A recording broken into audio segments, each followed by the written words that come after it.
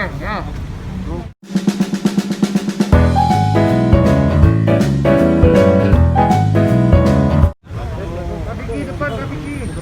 Biki depan.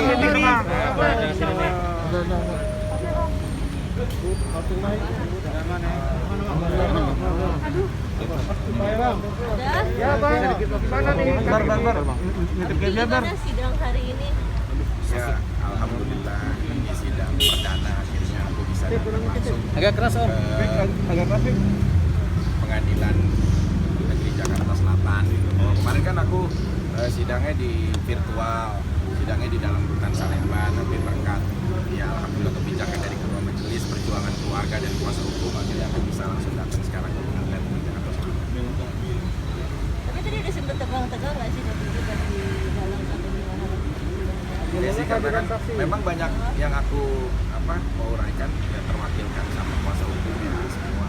Cuma ada satu statement tadi yang aku uraikan, gitu, aku pertanyakan.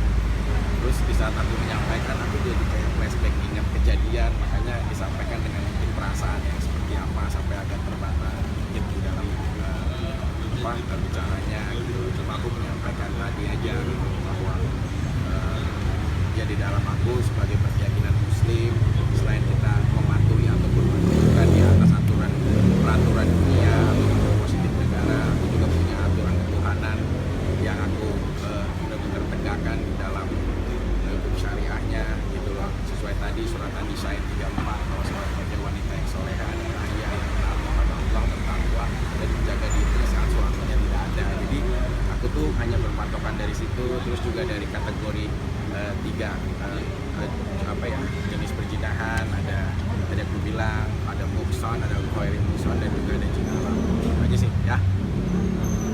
Tapi aku terharu juga nih ketika pas membacakan tentang tadi bilang perjinahan. Ya, kalau mungkin orang lain kan melihat posisi ini sebagai pengamat. Kalau aku kan pelaku yang memang terjadi sebagai orang yang terlibat langsung di area itu gitu. Dan mereka nggak mungkin sama satu rasa dengan perasaan. Jadi saat menyampaikan berbeda tingkat emosionalnya, tingkat historisnya, psikologinya gitu sih. Lebih ke situ aja lah. Terwakilkan nggak bang? Tadi apa yang dijelaskan oleh saksi ahli? Jadi begini ya, pertama saya mau menjelaskan bahwa saksi ahli bahasa yang tadi yang hadir, pada saat saya tanyakan ada beberapa pertanyaan, misalkan Bapak di situ menyatakan melihat video, diperlihatkan video, melihat nggak? Jawabnya tidak. Kemudian dilihatkan SP3, dilihat nggak? Tidak.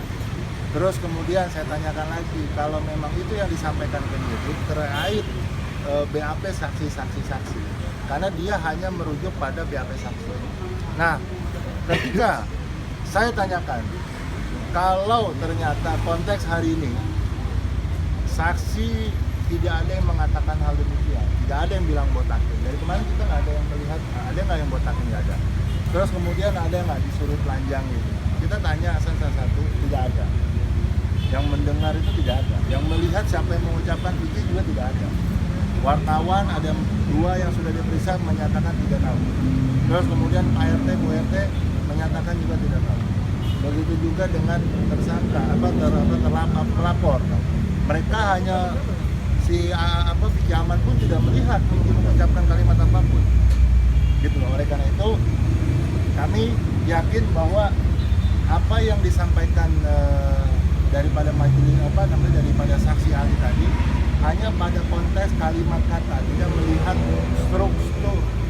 struktur ke belakang kenapa kalimat itu diucapkan, kondisi psikologis seperti apa ketika itu diucapkan. Padahal tadi sudah dijelaskan oleh pada saksi bahwa bahasa itu tercermin dari kejiwaan yang mengucapkan.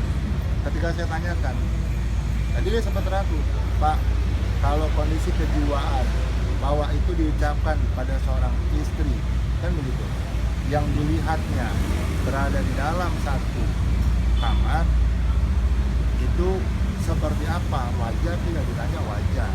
Nah, inilah yang kemudian saksi ahli bahasa pun berbimbang membenarkan dalam konteks bahwa bahasa itu wajar saja diucapkan oleh pada saat itu ya, kejadian hari itu dia wajar saja pada seorang suami.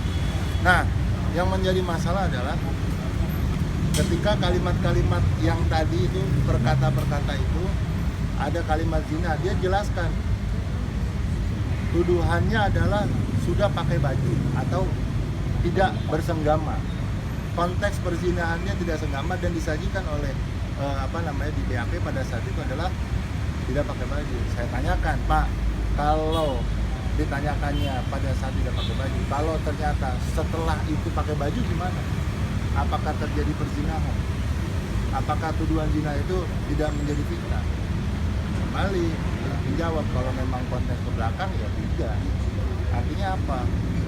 Saksi ahli bahasa di sini adalah hanya menerangkan sajian saja yang disajikan.